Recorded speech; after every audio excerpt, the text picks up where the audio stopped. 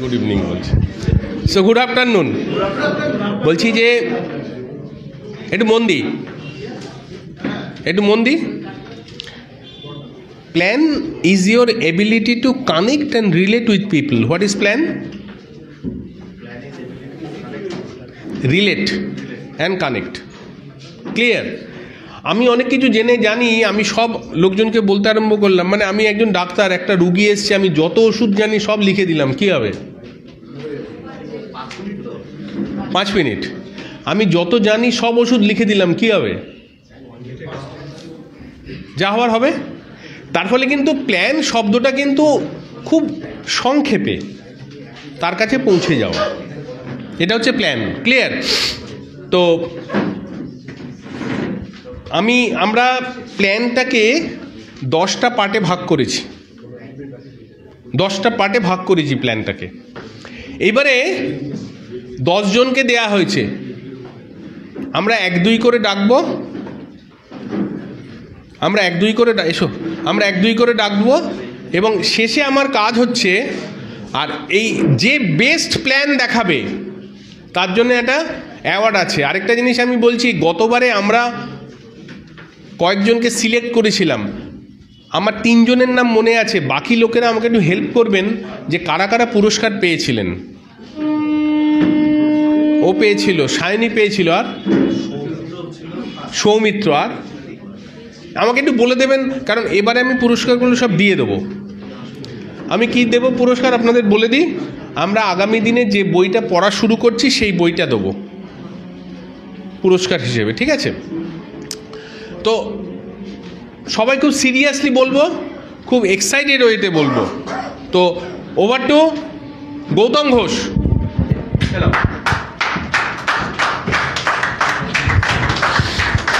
Thank you, good afternoon. মানে আমার খুব আনন্দের বিষয় যে দুর্গাদা আমাকে ওয়েলকাম জানালো। মানে এর আগে অন্যান্য হোস্টরা ওয়েলকাম জানিয়েছে, কিন্তু আমি খুব লাকি যে দুর্গাদার কাছ থেকে আমি আমন্ত্রণ পেয়ে। তো সময় নষ্ট করব না, আমার নাম গৌতম ঘোষ। আমি আমার মিসেস দীপ্তি ঘোষের সঙ্গে ব্যবসাটা বিল্ড আপ করছি। আমার আপলাইন ডক্টর সমিত ঘোষ, চিত্রা ঘোষ, অরবিন্দ বৈদ্য, রীতা বৈদ্য। মেন্টারশিপ দিচ্ছে সিদ্ধার্থ বোস, বকুল বোস, সবার উপরে দুর্গাশঙ্কর ব্যানার্জি, কৃষ্ণা ব্যানার্জি। সো আজকে আমার 2টো পার্ট আছে। প্রথম পার্ট হচ্ছে প্ল্যান প্রোটেকশন এবং দ্বিতীয় পার্ট হচ্ছে সেলফ ইন্ট্রোডাকশন। প্রথমটা হচ্ছে প্ল্যান প্রোটেকশন। দেখুন, আমরা এই বিজনেসটা বিল্ড আপ করছি, আমরা এই বিজনেসটা কেন করছি, সবচেয়ে বড় কথা কেন বিজনেসটা করছি, মানে কোটি টাকার প্রশ্ন। তার কারণ আমরা তো কাজ করছি, চাকরি করছি, ব্যবসা করছি, কিন্তু আমাদের কি আর অন্য কোনো ইনকামের প্রয়োজন আছে?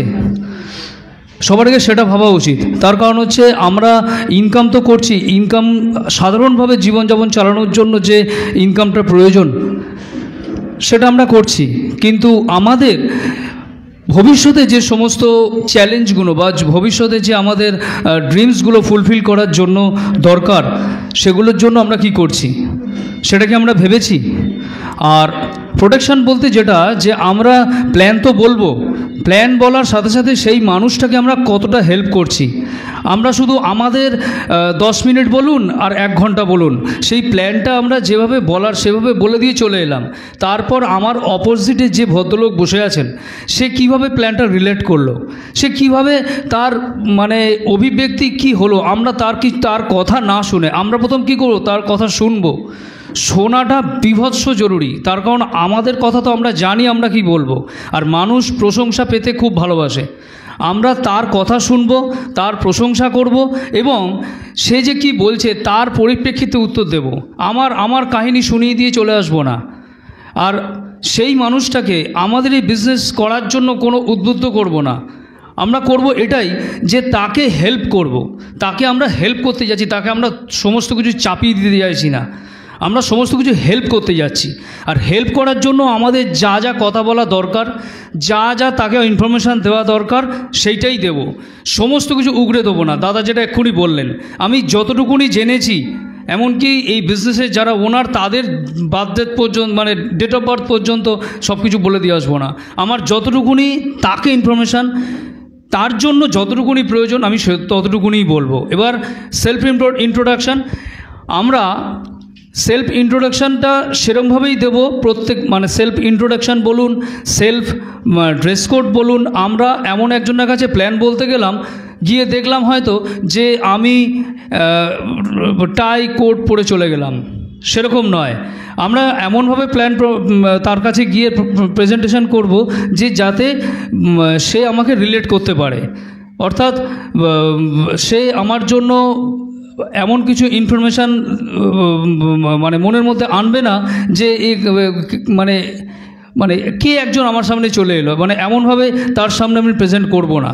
আর প্রত্যেক কটা কথার মধ্যে যেন আমার তাকে হেল্প করার একটা মানসিকতা থাকে এবং আমার সমস্ত কিছু যাতে মানে তার পক্ষে কথা বলি, এবং আমাদের এই বিজনেসের বিরুদ্ধে বা বিজনেসের এমন কিছু মানে এমন কিছু তথ্য দেব না যেটা আমারও জানা নেই এবং সেও মানে ভুলভ্রান্তির শিকার হয়। সো এইটুখানি বলার ছিল। Thank you. ওকে একটু হেল্প করে দেবো। আমরা প্ল্যান প্রোটেকশন বলতে পরিষ্কার যেটা বোঝাবো সেটা হচ্ছে যে আমি আপনাকে এখানে ইনসিস্ট করতে আসিনি, মোটিভেট করতে আসিনি, রিকোয়েস্ট করতে আসিনি, বেক করছি না এই ব্যবসাটা করার জন্য। ক্লিয়ার? এটা পৃথিবীর best income and business opportunity. আমি এটা করি। আপনার যদি আমার তথ্যগুলো দেখে মনে হয় যে এটা করা যেতে পারে, আপনি করতে পারেন। যদি আপনি ব্যবসাটা বিল্ড করেন ওয়েল, আর তা না হলে আমাদের সঙ্গে যে রিলেশনশিপ ছিল সেটা থাকবে। এটা হচ্ছে প্ল্যান প্রোটেকশন। আর সেলফ ইন্ট্রোডাকশন, তীর্থঙ্কর প্রথমে বলেছিল যে আপনি একটু একটা স্টোরি বলবেন যে আপনি কী করে ব্যবসাটাতে এলেন। আমি দেখবেন আমার প্রত্যেকটি প্ল্যানে এই স্টোরিটা বলি। মানুষ স্টোরি শুনতে ভালোবাসে, গল্প শুনতে ভালোবাসে, ঠিক আছে? তো সেটা আপনি বলবেন যে আমি চাকরি করি বা এটা করি, আমার বন্ধু আমাকে বিজনেস প্ল্যানটা দেখালো, আমার মনে হলো যে এই বিজনেসটা যদি বিল্ড করতে পারি আমি জীবনে অনেক কিছু পেতে পারি, দিয়ে আমি ব্যবসাটা শুরু করি। ক্লিয়ার? এইটা আপনারা কিন্তু লিখে নেবেন, ঠিক আছে? এবং আরেকটা জিনিস হচ্ছে যে আমি যে প্ল্যানটা দেখাচ্ছি, এটা দেখাতে হয়তো আধ ঘন্টা সময় লাগবে কি 30 মিনিট 40 মিনিট সময় লাগবে। তো এটা আমি যখন বলবো আপনারা একটু মন দিয়ে শুনবেন। আর যদি আপনাদের মনে হয় যে কোনো প্রশ্ন আসছে তাহলে আপনি একটু লিখে রাখুন, যখন প্ল্যানটা ওভার হবে আমি সব প্রশ্নের উত্তর দিয়ে দেবো। Thank you Gautam. নেক্সট 2 নম্বর, সর্বশ্রী তুষার ঘোরই দিচ্ছেন দুর্গাদা কৃষ্ণাদি। অসাধারণ টপিক, ড্রিম বিল্ডিং। মানে দেখুন, আমরা ছোটোবেলা থেকে যখন এই ব্যাপারটা, ড্রিম ব্যাপারটা, এই স্বপ্ন ব্যাপারটা কিন্তু খুব সাংঘাতিক ব্যাপার। দেখুন, ছোটোবেলায় আমরা যখন ছোটো ছিলাম আর কি, বাড়িতে বাবা মা বলতেন বড় হয়ে কী হবে, বলতাম, আমি তো প্রথম বলতাম আমি ডাক্তার হবো, জানো তো। কিন্তু ব্যাপারটা কি, আর বলতো দেখো এর জন্য পড়াশোনা করতে হবে। পড়াশোনা করার মানে তখন একটা টার্গেট, হ্যাঁ ভালো করে পড়াশোনা করলে তুমি ভালো রেজাল্ট করবে। তারপর যত বয়স উত্তরণের সঙ্গে সঙ্গে কী করলাম, পড়াশোনা করছি, ভালো রেজাল্ট করতে পারলে, মাধ্যমিকে ভালো রেজাল্ট করলে ভালো সায়েন্স নিয়ে পড়তে পারবে। এইসব ব্যাপার ড্রিম থাকে মানুষের, প্রত্যেকটা মানুষের স্বপ্ন থাকে। এবং তার দরুন কি হয়, প্রত্যেকে তার প্রফেশনাল লাইফে কিছু না কিছু করে আর কি, হয় বিজনেস বা চাকরি। আমাদের কি বলতো, ভালো পড়াশোনা করো, ভালো চাকরি পাও, দেখবে তোমার লাইফটা সেট হয়ে গেছে, তাই তো? সেরকম স্বপ্ন আমাদেরও ছিল, প্রায় প্রত্যেকটা মানুষেরই থাকে, তাই না?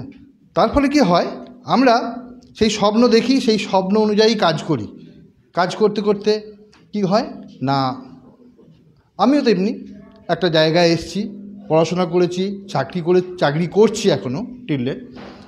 ব্যাপারটা কী হলো, সেখান থেকে ভেবেছিলাম যখন চাকরি পেলাম তখন মনে হয়েছে আমি চাকরিটা পেয়ে গেছি, আমার লাইফটা মনে হয় সেট, তাই না?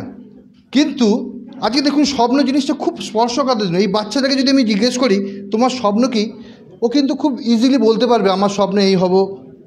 আর কিন্তু আমাদের যারা 35 and above years of age, যারা ইনকাম গ্রুপের মধ্যে চলে গেছে, মোটামুটি 10-15 বছর ইনকাম গ্রুপের মধ্যে আছে, তাদের যদি আমি বলি তোমার স্বপ্ন কী, সহজে কিন্তু স্বপ্ন তাদের মুখ থেকে বেরোতে পারে, আমতা করবে। ঘটনা কি, কনফিউজ হয়ে যায়। কারণ কি, আমরা সবসময় কি স্বপ্নের সাথে কম্প্রোমাইজ করে চলেছি।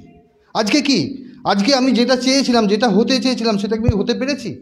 বা যেটা চাই, তা আমরা দেখি, আমরা সেদিনে স্বপ্ন দেখাচ্ছেন অসিতাবতার মতো সুন্দর বাড়ি, তাই না? তাই না? এই ব্যাপারগুলো কি আমরা অনেক এই বিজনেসে এসে অনেক সাকসেসফুল লোককে দেখেছি, হ্যাঁ, তারা কিন্তু সাংঘাতিক জায়গায় তাদের বাড়ি গাড়ি, যেমন কি যারা ইউএসএতে রয়েছে, আমি রাজ স্যার ওর লাইফস্টাইল দেখাচ্ছিল, মানে অসাধারণ। আমার কি স্বপ্ন ছিল যে আমি একটা এই করার পরে বিদেশে তো যাবই, হ্যাঁ, ভালো চাকরি করে এই ফ্যামিলিতে এই জায়গায় বাড়ি করব, ওখানে বাড়ি করব, গাড়ি কিনবো, এই ভালো গাড়ি। কিন্তু যে গাড়ি কিনবো বলে ভেবেছিলাম সে গাড়ি কিন্তু কিনতে পারিনি। কেন কি? আমাকে কম্প্রোমাইজ করে চলতে হয়। তাহলে স্বপ্ন আমাদের কাছে আস্তে আস্তে ছোট হয়ে আসে।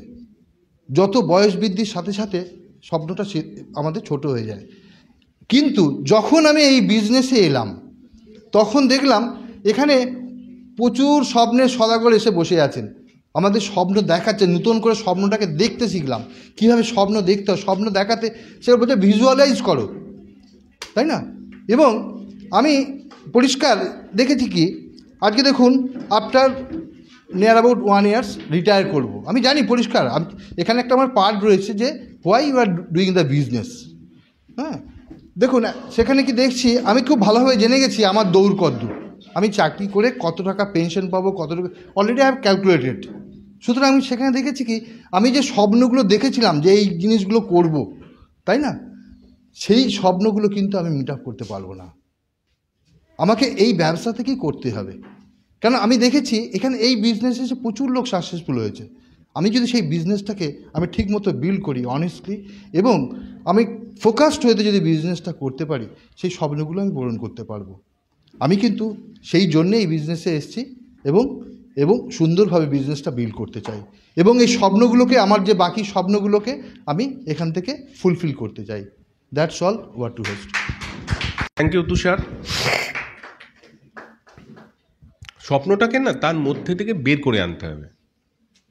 ক্লিয়ার? স্বপ্নটা তার মধ্যে থেকে বের করে আনতে হবে। তো স্বপ্ন নিয়ে আমি কি বলবো, যে দেখুন একটা মানুষের স্বপ্ন ছোটোবেলায় একরকম থাকে, যখন তার বয়স বাড়তে আরম্ভ করে তার স্বপ্ন পাল্টাতে থাকে। আপনি যার সঙ্গে মিশছেন সে অনুযায়ী আমার স্বপ্নটা চেঞ্জ হয় কি না? হয়তো ছোটোবেলায় আমার একটা স্বপ্ন ছিল একটা হাম্বার সাইকেল কিনবো, মাঝ বয়সে আমার স্বপ্ন ছিল একটা রাজদূত মোটর বাইক কিনবো।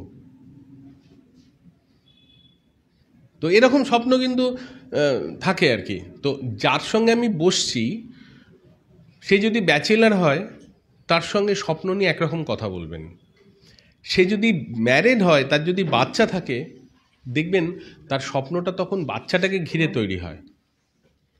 আপনি তাকে আপনার কিছু ইনফরমেশন থাকতে হবে, যে দেখুন আপনি যদি আপনার ছেলেকে ইঞ্জিনিয়ারিং পড়াতে চান, মনে করুন আইআইটিতে সে পড়বে, মনে করুন সে ডাক্তারিতে ভালো চান্স পেয়ে গেল, আপনি তো জানেন না কি হতে পারে, কত খরচা হবে জানেন পড়তে, তাকে জিজ্ঞেস করুন।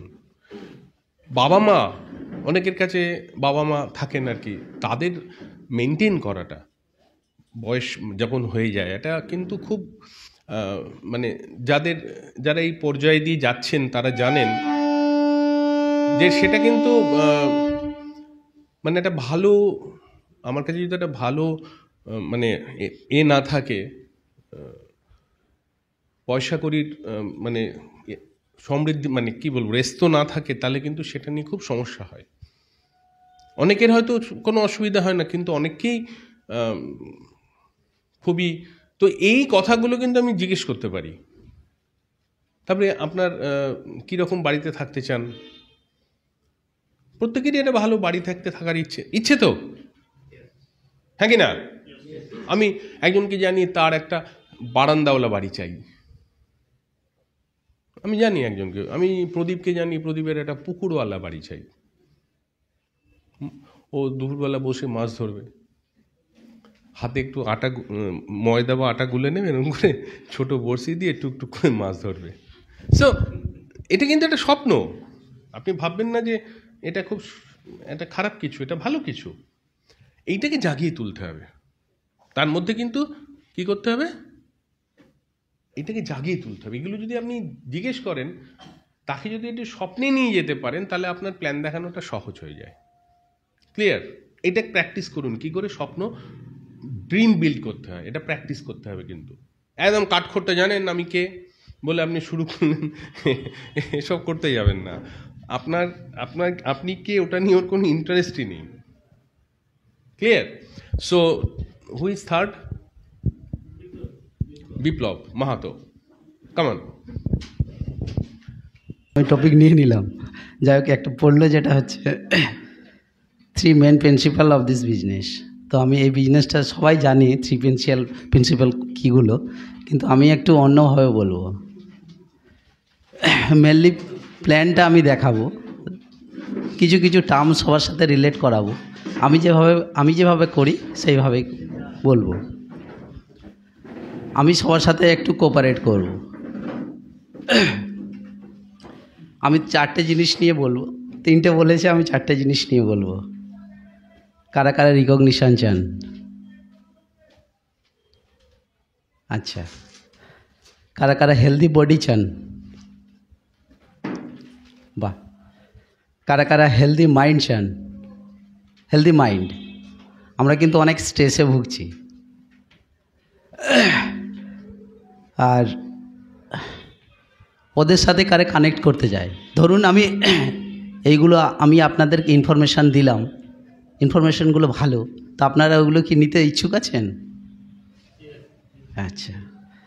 আর পার্সোনাল এইগুলোর মধ্যে যদি আমার একটু গ্রোথ হয়, যেমন ধরুন আমি অনেক পড়াশোনা করেছিলাম, ডিগ্রি সবাই হয়তো অনেকে জানে অনেকে জানে না, কিন্তু আমি ভুলে যাই। এখন আমি ইন্টিগ্রেশন পারবো না, ওইসব ভুলে গেছি। কিন্তু আমরা যদি আবার যে জিনিসগুলো শিখবো, যেগুলো অন্যদের কাজে লাগে, অন্যদের উপকার হয়, তাহলে কেমন হয়? আমি সেইগুলো নিয়ে একটু কথা বলবো। আর কি, ওর সাথে সাথে যদি আমাদের ফিনান্সিয়ালটা একটু ওয়েলবিং হয়ে যায়, একটু ইনকামও আসে, একটু আড্ডার মধ্যে দিয়ে ইনকাম আসে, সবাই আড্ডা মারতে কারা কারা ভালোবাসে, এবং আড্ডাটা যদি পজিটিভ হয়, ওখান থেকে যদি ইনকাম আসে কেমন লাগে। তো আমি এইগুলো নিয়ে বলবো। মেনলি একটা আমি হেলদি প্ল্যানেট গঠন করব। কারা কারা রাজি আছে? কিছুজন রাজি আছে, কিছুজন রাজি নেই।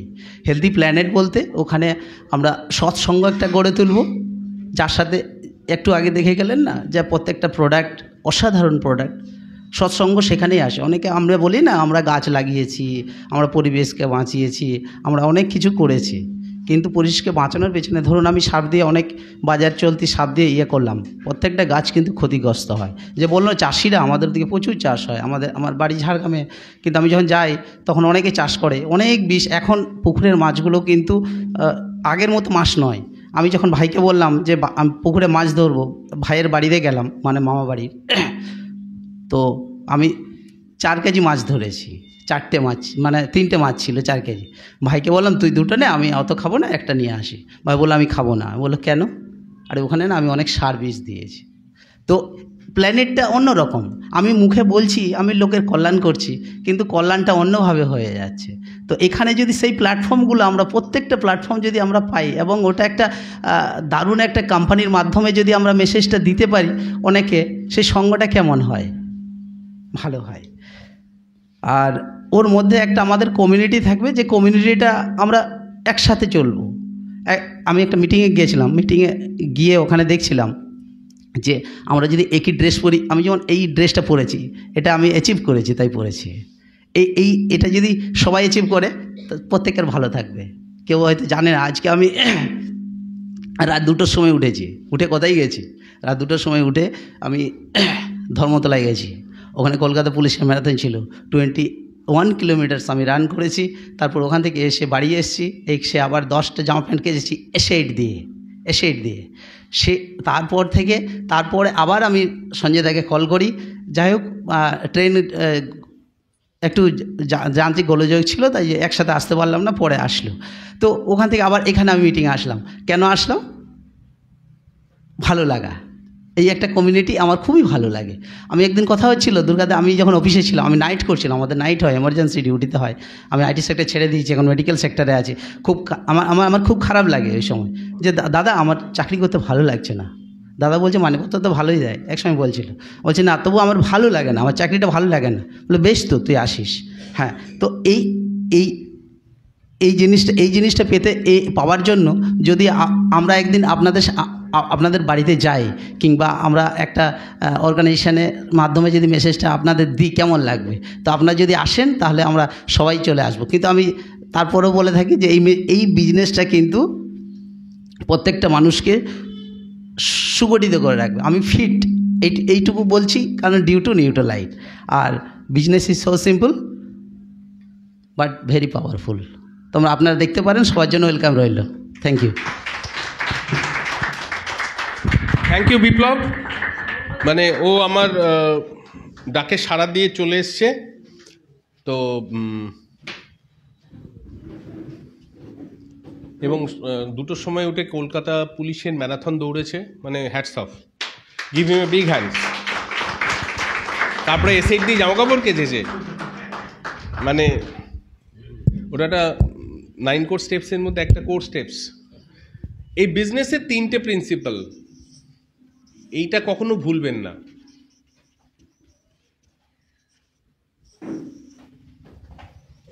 এটা লিখে নিন, সারা জীবন মনে রাখবেন, মুখস্থ করে নিন। এটা হচ্ছে business of duplication. Duplication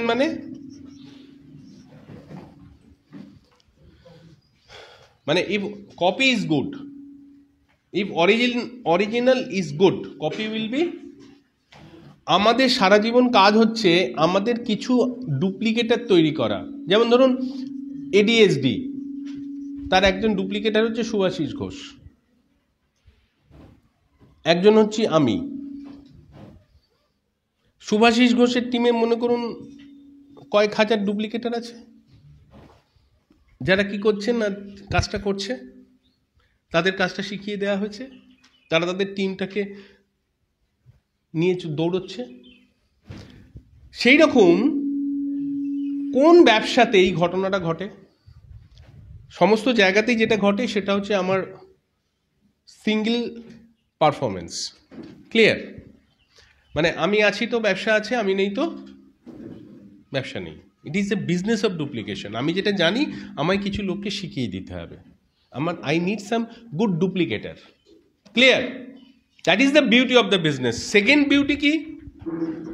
Residual income. What is residual income and what is linear income? Linear income হচ্ছে আমরা আগে গ্রাফ দিয়ে দেখাতাম।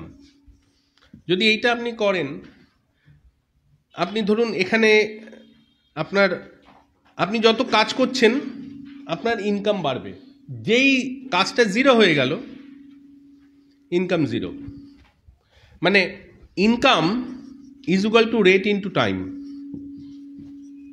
এই একটা যদি 0 হয়ে যায়, রেট অথবা টাইম যদি 0 হয়ে যায়, ইনকাম 0 হয়ে যাবে। This is the residual income. আর লিনিয়ার ইনকাম মানে আপনি অনেক কোম্পানির একজন সামওয়ান, আপনি গভর্নমেন্টের সামওয়ান, আপনি কুলিন দেশাই জীবন দেখেছেন, ওর বাবা খুব বড় চাকরি করতো, ওরা দারুণ ছিল ছোটবেলায়। দ্য মোমেন্ট ওর বাবা মারা গেল, ওরা পথে এসে নামলো। এটা হচ্ছে লিনিয়ার ইনকাম। ঠিক আছে? হার্ট চললে ইনকাম আছে। What is residual income? Residual income হচ্ছে কিশোর কুমার। কিশোর কুমার ভালো গান বলুন তো, কার মনে আছে? मेरे सामने वाली खिड़की में एक चांद सा टुकड़ा रहता है, अफसोस है वो हमसे कुछ उखुरा रहता है। তাই তো? সো দেখুন, আজকেও এই গানটা আমি গাই, আমার ছেলেও শোনে। অ্যাকচুয়ালি ওরই শোনার কথা এখন, তো আমি ওকে উদ্বুদ্ধ করি শুনতে আর কি, এইসব গান শোন। রেসিডুয়াল ইনকাম, ঠিক আছে? This is called. 18 বছর হয়ে গেছে, সে আমার বন্ধু সমান। আবার কি, তার সঙ্গে আমার দারুণ আলোচনা হয়। সো রেসিডুয়াল ইনকাম, হ্যাঁ কি না? Satyajit Ray, residual income. যত বই বিক্রি হয় এখনো দেখবেন best seller Satyajit Ray. Residual income আমাদের বিজনেসে মনে করুন অসিতাভ দত্ত ইনকাম 0 হবে কখনো? আমরা যতদিন আছি হবে? খুব সম্ভাবনা কম। This is the residual income. একবার কিন্তু বাবুদাকে প্ল্যান দেখিয়েছে, একবার আমাকে প্ল্যান দেখিয়েছে,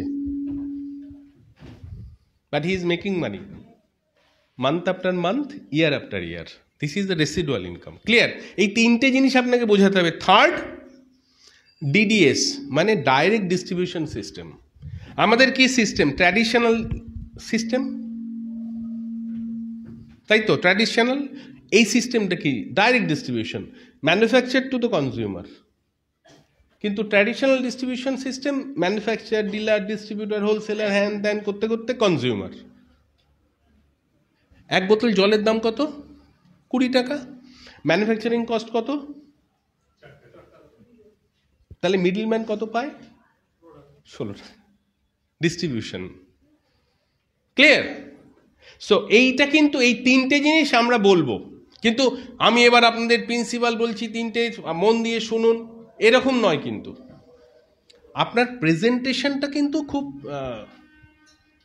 তার মধ্যে কিন্তু একটা শিল্প তৈরি করতে হবে, স্টোরি, শিল্প। ক্লিয়ার? ফোর্থ, 4 নম্বর কে? DDS versus TDS. আমার মনে আছে কিন্তু।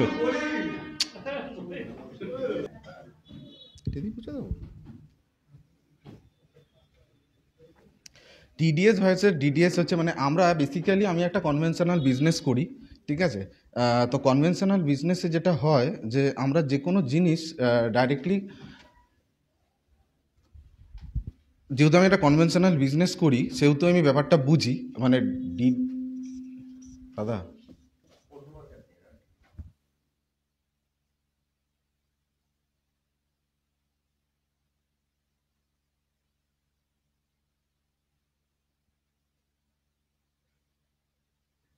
সেটা হচ্ছে যে আমরা, মাইক এখনো চলছে না দাদা? ওকে, আচ্ছা। ডাইরেক্ট ডিস্ট্রিবিউশন সিস্টেমে যেটা হয় সেটা হচ্ছে যে ট্র্যাডিশনাল ডিস্ট্রিবিউশন সিস্টেমে কি হয় যে একটা ম্যানুফ্যাকচারার থাকে, ম্যানুফ্যাকচারের থেকে একটা জিনিস ডিস্ট্রিবিউটারের কাছে আসে, ডিস্ট্রিবিউটারের থেকে সেটা হোলসেলারের কাছে যায়, হোলসেলারের থেকে সেটা রিটেলারের কাছে যায়, রিটেলারের থেকে সেটা এন্ড ইউজার হচ্ছে কাস্টমার, যার কাছে যেই প্রোডাক্টটা কেনে। এবারে যেটা হয় কি, ধরুন একটা এই ধরুন এই মার্কার পেনটা যদি আমি এটা 10 টাকা দাম ধরি যে কাস্টমার পে করেছে, এটা এক্স কস্ট মানে মার্কেটে আসছে, যখন ম্যানুফ্যাকচারার যেটা মার্কেটে ছাড়ছে সেটা 4 টাকায়।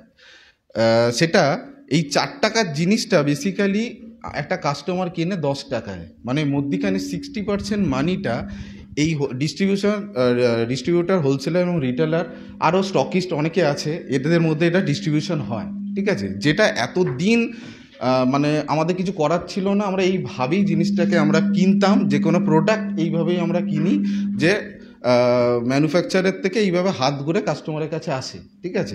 যেটা 1959-এ অ্যামওয়ে দেখিয়ে দিয়ে গেছে, ইনফ্যাক্ট, যেটা ডাইরেক্ট ডিস্ট্রিবিউশন সিস্টেম, যেখানে এই মধ্যিখানে এই মানুষগুলোর আর দরকার নেই, যেটাকে বলছে ডাইরেক্ট ডিস্ট্রিবিউশন সিস্টেম, যেখানে এই ডাইরেক্ট ম্যানুফ্যাকচারার, যেখানে আমি আসছি, আমার থ্রু কাস্টমারের কাছে প্রোডাক্টটা যাবে, ঠিক আছে? যেটাকে ডাইরেক্ট ডিস্ট্রিবিউশন সিস্টেম বলছে। কি হয়, এই যে 60% টাকাটা যেটা এদের মধ্যে ভাগও ছিল, সেই টাকাটা বেসিক্যালি এইখানে আমার কাছে আসবে, ঠিক আছে? এটা বিভিন্ন রকম স্ল্যাবে হয়, ঠিক আছে? সেখানে আমি আসছি না। মেন ব্যাপারটা হচ্ছে যে ডাইরেক্ট ডিস্ট্রিবিউশন সিস্টেমে একটাই আমাদের খালি, মানে আমরা যে প্রোডাক্টগুলো নিতাম সেইখানে যে দোকান থেকে কিনতাম, বছরের শেষে একটা করে ওই লাড্ডু বক্স আর একটা করে ক্যালেন্ডার পেতাম, ঠিক আছে? আর আমরা কোনো বেনিফিট পেতাম না। কিন্তু এইখানে যেটা হচ্ছে যে ডাইরেক্ট ডিস্ট্রিবিউশন সিস্টেমে গেলে মেন ব্যাপারটা হচ্ছে যে এই যে 60% টাকাটাকে আমরা এনজয় করতে পারি। আর একটা জিনিস হচ্ছে যে ট্র্যাডিশনাল ডিস্ট্রিবিউশন সিস্টেমে আমরা যে কোনো জিনিস যা কিনেছি সেটা আমরা বেসিক্যালি এক্সপেন্সেস করেছি, ঠিক আছে?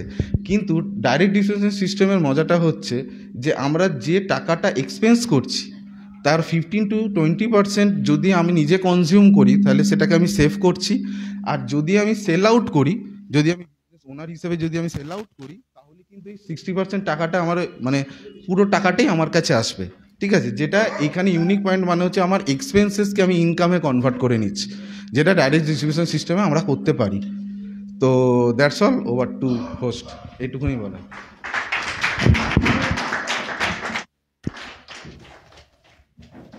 হ্যালো, এখানে আমার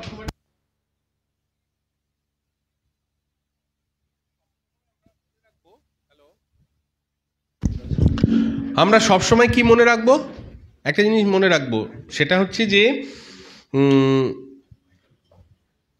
যদি সেই ভদ্রলোক কনভেনশনাল বিজনেসম্যান হয় তাহলে কিন্তু অন্যভাবে রিপ্রেজেন্ট করব, কারণ তার কাছে এটা কিন্তু একটা সমস্যা হয়ে যেতে পারে।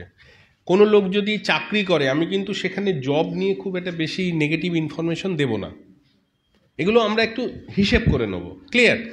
তো এরপরে হচ্ছে 5। সো গুড আফটারনুন, আমার নাম প্রলয়। আমি আমার ওয়াইফ অনিন্দিতার সাথে বিজনেসটা করছি, আপলাইন দিদি আর দুর্গাদা। তো আমার টপিক হচ্ছে ক্যাশ ফ্লো কোয়াড্রেন্ট। তো দেখুন, ক্যাশ ফ্লো কোয়াড্রেন্ট মানে কি, ক্যাশ ফ্লো কোন মানে ক্যাশটা কীভাবে ফ্লো হচ্ছে, কি কোয়াড্রেন্টের থ্রুতে ফ্লো হচ্ছে, এটাই তো, তাই তো, এটাই তো ক্যাশ ফ্লো কোয়াড্রেন্ট। তো দেখুন, আমি একজন চাকরি করি, আমি অনেক দিন ধরেই চাকরি করছি, চাকরি করার সাথে সাথে আমার এই বিজনেসটা রয়েছে। তো হঠাৎ করে এই ব্যবসাটাতে এই ক্যাশ ফ্লো কোয়াড্রেন্টটা এলো কেন, মানে এই ব্যাপারটা আমাকে বুঝতে হবে, বা আমি চেষ্টা করব এটা ডিফাইন করার, যে এবং এটা তৈরি করলো কে। এটা তৈরি করলো হচ্ছে একজন খুব বড় ইকোনমিস্ট এবং মিলিনিয়ার, যার নাম হচ্ছে রবার্ট টি কিওসাকি। সে কি বলছে, সে বলছে সারা পৃথিবীতে যে ক্যাশটা ফ্লো করে বা ইনকাম সোর্স তৈরি হয়, সেটা 4টে কোয়াড্রেন্টে ভাগ। একটা হচ্ছে ই, একটা হচ্ছে এস, একটা হচ্ছে বি, আর একটা হচ্ছে I. E is equal to employee, S is equal to self employed বা small businessman, B is equal to big businessman, আর I is equal to investors. তাই তো, এটাই তো ব্যাপার। এবার ব্যাপারটা হচ্ছে এটা, দেখুন, ভালো খারাপ কিছু নয়, জব ভালো, কনভেনশনাল ব্যবসা ভালো, বড় ব্যবসা ভালো, যে ইনভেস্ট করছে ভালো, প্রত্যেকটা কোয়াড্রেন্টের কিছু বেনিফিটস আছে, কিছু ডেফিসিট আছে। এবার আমাকে দেখে নিতে হবে আমি কোনটা চাইছি, রাইট? এবার এই জায়গাটাতে অসুবিধাটা কি, এই জায়গাটাতে 98% লোক এই জায়গাটাতে আছে। কেন আছে? কারণ এখানে ঢোকা সোজা, রাইট? আর 2% লোক এদিকে আছে। কেন 2% লোক এদিকে আছে? এদিকে আসতে গেলে ওই যে কিছুক্ষণ আগে তুষারদা বলছিল ড্রিম, ওইটা লাগবে, রাইট? এদিককার লোকজন কি চায়?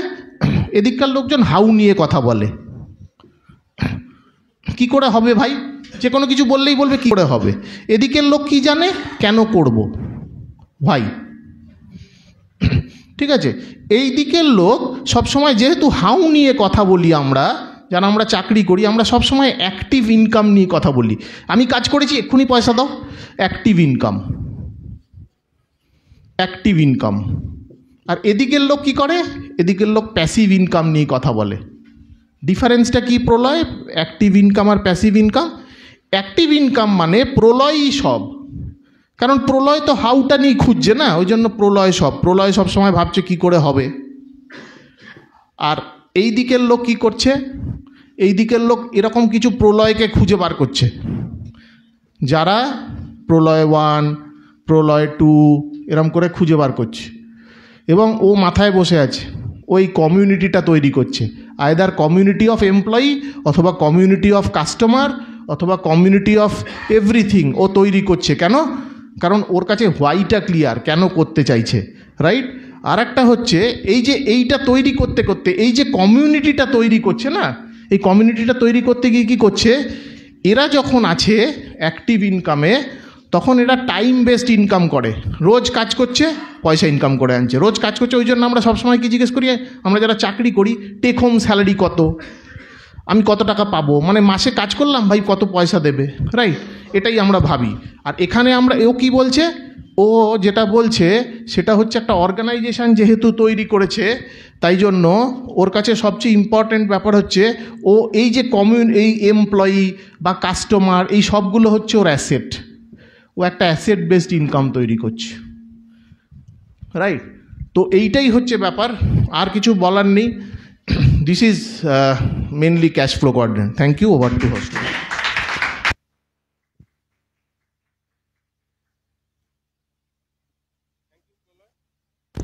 যেটা লোককে বলি আর কি খুব সহজভাবে, সেটা হচ্ছে যে এই কোয়াড্রেন্টে 95% মানুষ আছে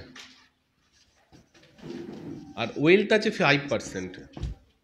এখানকার লোকেরা খুব ইন্টেলিজেন্ট, এখানকার লোকেরা খুব অ্যাক্টিভ, এখানকার লোকেরা হার্ড ওয়ার্কার, সব ভালো ভালো গুণ আছে এখানে। এইখানে দেখুন 95% ওয়েলথ আছে আর 5% লোক আছে। অর্থাৎ যদি আপনি মনে করেন যে এইখানে একটা বাটিতে 5টা রসগোল্লা আর 95টা খাবার লোক, এখানে একটা বাটিতে 95টা রসগোল্লা আর 5টা খাবার লোক, তাহলে আপনি কোথায় যাবেন? আপনি কোন কোয়াড্রেন্টে এসে জমবেন? কোথায় আপনার যেতে ইচ্ছে করছে?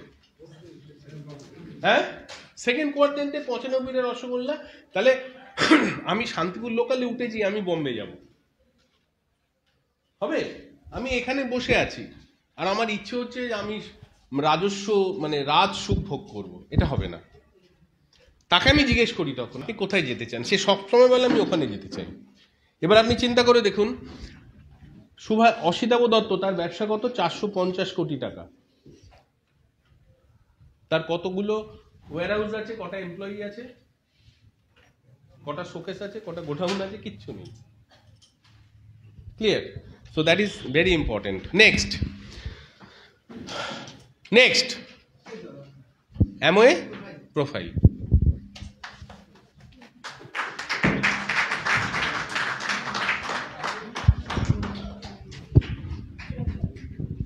হ্যালো, আমি সৌম্য মণ্ডল, ওয়াইফ শিবানী দত্ত মণ্ডলের সাথে বিজনেসটা করছি।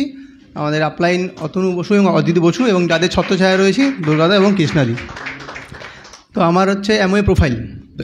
তো অ্যাজ ইফ আমি কাউকে প্ল্যানটা শো করছি, আমি সেই ফরমেশানে বলবো, কারণ দাদার সাথে সেইভাবে আগের দিন কথা হয়েছিল। তো আমি আমার এক বন্ধু পার্থ, সে তার নাম, তাকে প্ল্যানটা শো করছি। তো সেইভাবে বলছি আর কি, যে এতক্ষণ যেটা তুমি দেখলে পার্থ, যে বিজনেসটা কীভাবে হয়, টিডিএসটা কী, ডিডিএসটা কী, স্বপ্ন সবই হলো।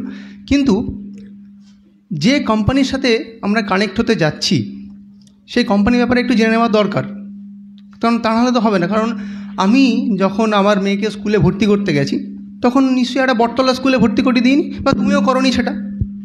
বা তুমি যখন চাকরি খুঁজছিলে, নিশ্চয়ই যে কোনো একটা কোম্পানিতে চলে যাওনি, আগে কোম্পানিটা জেনে নিয়েছো কি। কারণ কোথাও যখন আমি নিজেকে একটা কানেক্ট করছি, আমি আমার নিজের টাইম ইনভেস্ট করছি, তখন আমি জেনে নেবো যে ঠিক জায়গায় ইনভেস্টমেন্ট হচ্ছে কি হচ্ছে না। তো আসো আমরা সেটা একটু দেখে নিই। এই যে কোম্পানিটা অ্যামওয়ে ইন্ডিয়া কর্পোরেশন, এর প্রোফাইলটা কি, কোথা থেকে শুরু হয়েছিল এবং কি অফার করে আজকের ডেটে, এটা ভীষণ ইম্পর্ট্যান্ট। কারণ তাহলে কী হয়, এইটা জানলে যেটা হবে সেটা হচ্ছে তোমার ডিসিশান নিতে সুবিধা হবে, আমার যেরকম সুবিধা হয়েছিল। তো দেখো, এই কোম্পানিটা শুরু হয়েছিল একটা গ্যারেজ থেকে। ইউএসএর দুই বন্ধু, জে ভ্যান অ্যান্ডেল এবং রিচ ডিভস, এরা দুজনে মিলে একটা গ্যারেজের থেকে এই বিজনেসটা শুরু করেছিল একটা মাত্র প্রোডাক্ট দিয়ে 1959-এ, যেটা আজকের ডেটে এলওসি নামে পরিচিত। ঠিক আছে?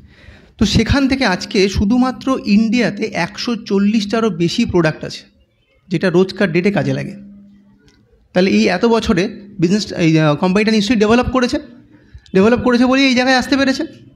এবং শুধু যে ইন্ডিয়াতে, ইউএসএ তা নয়, 110টারও বেশি দেশে এই বিজনেসটা হয়, এবং আজ অবধি কোথা থেকেও মানে বন্ধ করে চলে আসতে হয়নি। এরকম প্রচুর কোম্পানি আমরা জানি, যেগুলো কি হয়, প্রচুর কেস হয়, প্রচুর ঝামেলা হয়, যেটা আমরা শুনেছি। এরকম বড় বড় কোম্পানি রোজ আমরা খেতাম 2 মিনিটসের অনেক কোম্পানি আছে, এরকম হতো আর কি। কিন্তু আজ অবধি এই কোম্পানিকে কখনো কোনো দেশ থেকে চলে আসতে হয়নি। This is the power of this company. অনেকে অনেক কিছু জানে অ্যামওয়ে সম্বন্ধে, কাউকে অ্যামওয়ে বলবে, সে আমরা যা জানি তার চেয়ে বেশি তোমাকে হয়তো বলে দিতে পারবে, কিন্তু দয়া করে তার কাছ থেকে শুনবে যে এই বিজনেসটা ঠিকঠাক করে করছে। এরপরে আসি, এই কোম্পানিটা ইন্ডিয়া এবং ওয়ার্ল্ডের নাম্বার 1 ডিরেক্ট সেলিং কোম্পানি। ঠিক আছে? এবং এর টার্নওভার 8.1 বিলিয়ন, এটা যাতা কথা নয়। ঠিক আছে? এবং ইন্ডিয়াতে 2,500 কোটির বিজনেস করছে কারেন্টলি, এবং এটা বাড়বে, ডেফিনেটলি বাড়বে। পৃথিবীতে 3টে জায়গায় এদের ম্যানুফ্যাকচারিং ইউনিট আছে, এবং ম্যানুফ্যাকচারিং ইউনিট বলার আগে যেটা বলে নেওয়াটা খুব দরকার, সেটা হচ্ছে এরা কিন্তু গুড ম্যানুফ্যাকচারিং প্রসেস এটাকে ফলো করে। মানে কোনো একটা প্রোডাক্ট তৈরি হবে সেটা যখন প্ল্যান্টেশন থেকে উঠে এসে ফাইনাল প্রোডাক্ট হবে তার মধ্যে যে গ্যাপটা থাকে সেই গ্যাপটা খুব কম। সেটা যত বেশি হবে তত বেশি কন্টামিনেশন হওয়ার চান্সেস বেশি এবং তার মধ্যে তত বেশি ওই পেস্টিসাইড দিতে হবে। কিন্তু এরা ওই জিএমপির প্রসেসটা ফলো করে বলে এদের প্রোডাক্টের মধ্যে কোনো রকম সেরকম কন্টামিনেশন হয় না এবং পোটেন্সি, পিউরিটি, সেফটি এটাকে ওরা সম্পূর্ণভাবে মেনটেন করে। এবং প্রত্যেকটা প্রোডাক্ট থার্ড পার্টিকে দিয়ে চেক করানো হয়, কোয়ালিটি চেক করানো হয়। মানে এমনই কিন্তু কোয়ালিটির সাথে 0 টলারেন্স। ঠিক সেরকমভাবেই কাস্টমারের সাথে 100% স্যাটিসফ্যাকশন গ্যারান্টি দেয়। অন্য কোনো কোম্পানি ইন্ডিয়াতে 100% কাস্টমার স্যাটিসফ্যাকশন গ্যারান্টি দিতে পারবে আমার জানা নেই। মানে এরকম অ্যাসিওরেন্স আছে, আমি একটা প্রোডাক্ট নিলাম, নিয়ে সেটা ইউজ করা স্টার্ট করলাম, 30% ইউজ করেছি উইদিন 30 days, তারপরে আমার মনে হয়েছে প্রোডাক্ট আমার ভালো লাগছে না, কাজ করছে না, ফেরত দিয়ে দেওয়া যাবে। সিল খোলা হয়ে গেলে জিএসটিটা ফেরত দিতে পারবে না, বাদ বাকি পুরো টাকাটা ফেরত দেবে। এরকম বুকের পাটা নিয়ে অন্য কোনো কোম্পানি ইন্ডিয়াতে বিজনেস করছে বলে আমার জানা নেই। ঠিক আছে, নেক্সট আসি এই যে ম্যানুফ্যাকচারিং ইউনিট যেটা ইন্ডিয়াতে চেন্নাইতে রয়েছে। তো সেটা দেখলে মনে হবে একটা 5 স্টার হোটেল। কেন বলছি কথাটা? কারণ আজকে এনভায়রনমেন্ট নিয়ে প্রচুর চিৎকার চেঁচামেচি হচ্ছে, এই সেই হ্যানা ত্যানা অনেক কিছু হচ্ছে। এমনই যেখানে এই ফ্যাক্টরিটা তৈরি করেছে সেইখানে সেই আশেপাশে গ্রামের ওয়াটার লেভেল কম ছিল, এরা সেই জায়গাটাকে ডেভেলপ করে সেই জায়গার ওয়াটার লেভেলটাকে বাড়িয়ে দিয়েছে। কারণ এরা এনভায়রনমেন্টটাকে যেরকমভাবে ট্রিট করে, যেরকমভাবে দেখে এবং পিপলকেও দেখে, কারণ এদের ক্যাশ লাইনই হচ্ছে তাই, helping people to help them, এটি হচ্ছে ক্যাশ লাইন। তো এরকম একটা কোম্পানি যার সাথে আমাদের মানে কানেক্ট হওয়ার সুযোগ হয়েছে, যেটা নিয়ে আমি শেয়ার করছি। তো এই যে পয়েন্টগুলো বললাম, এই পয়েন্টগুলো জানলে আমার খুব ইন্টারেস্টিং লেগেছিলো যে পয়েন্টগুলো বলছি সত্যি, মানে এগুলো কিন্তু আমি এর আগে অন্য কোনো কোম্পানির সঙ্গে পাইনি। ঠিক আছে, তো আমার মনে হয় এই পয়েন্টগুলো শুনে তোমার ডিসিশন নিতে সুবিধা হবে। Thank you, over to host.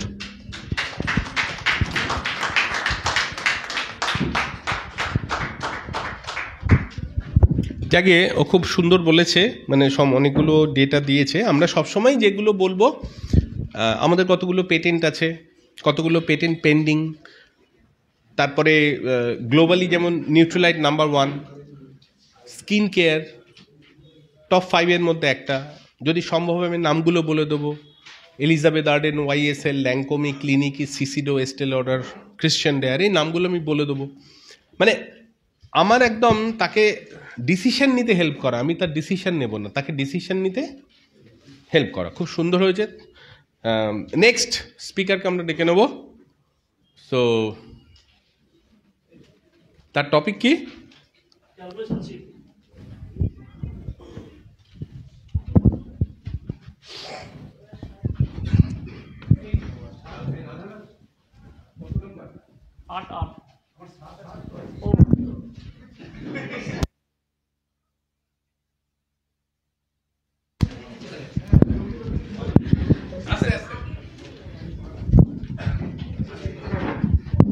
Thank you.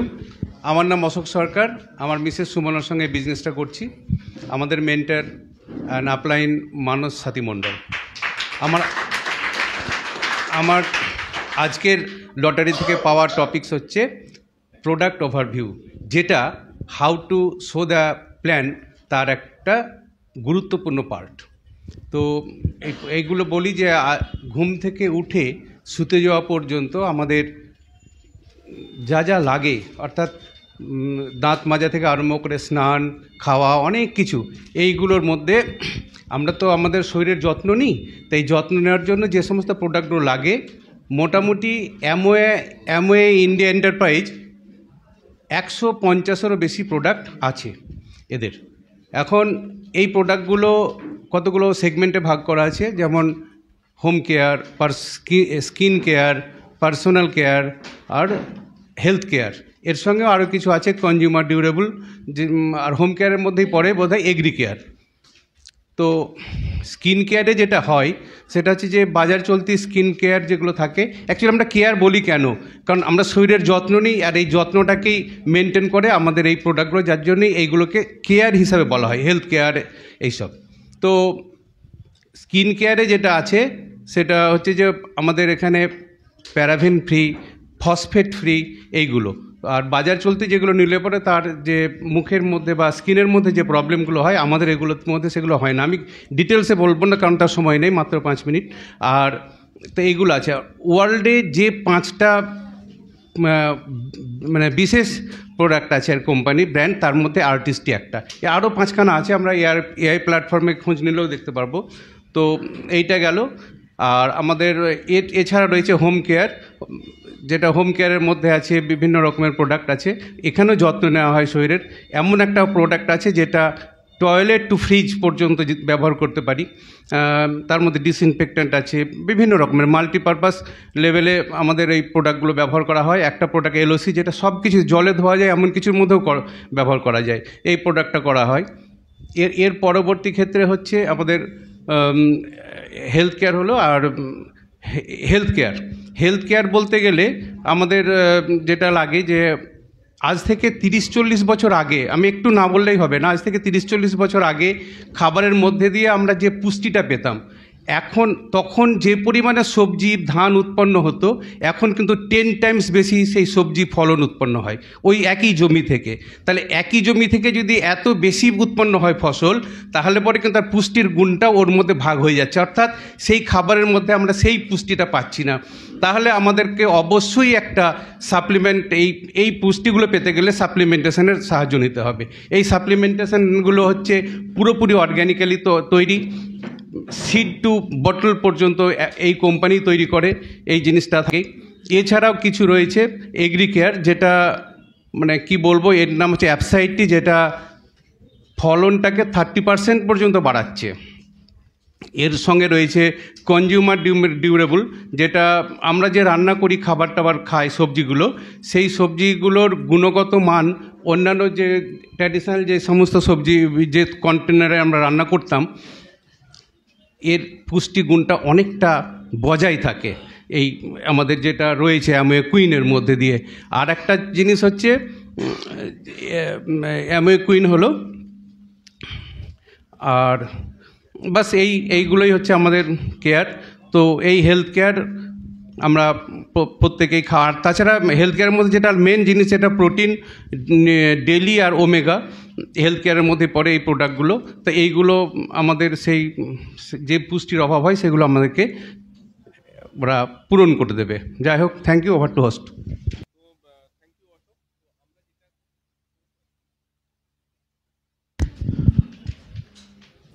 একটু মানে বাড়িতে একটু লেখাপড়া করতে হবে। যেমন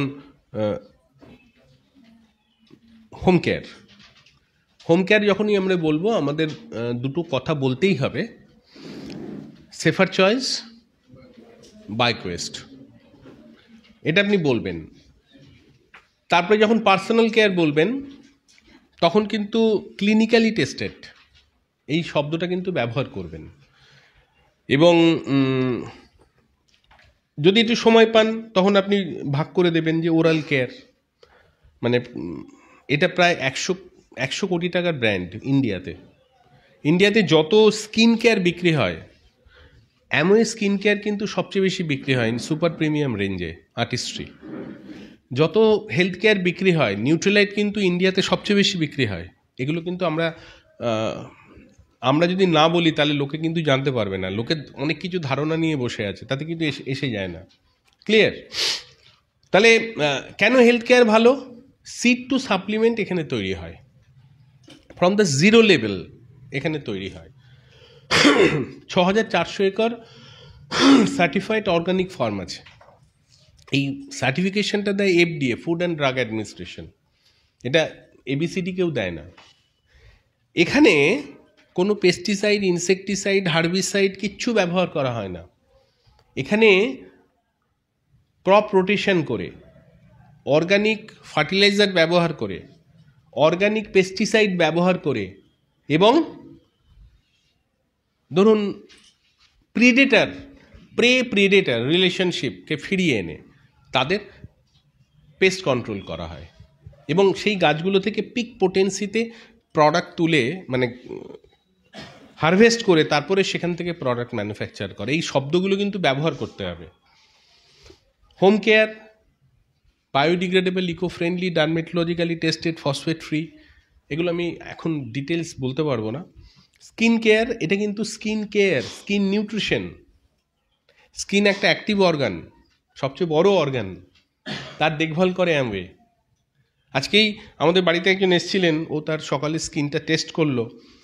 সে ইউটিউব থেকে নানা কিছু প্যাক তৈরি করে মেখে এখন প্যাক করছে।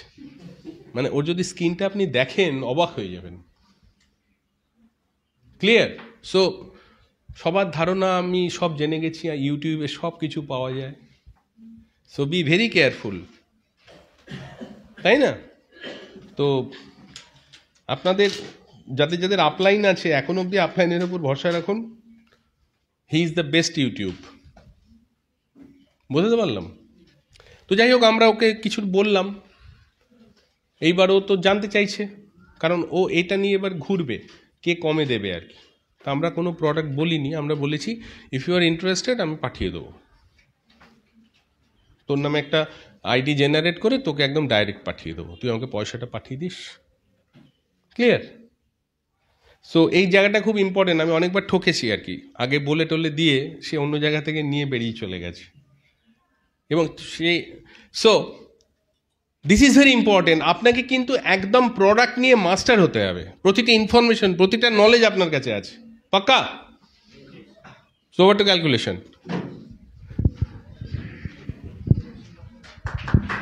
জোরে হাত তালি দিন দুর্গাদার জন্য।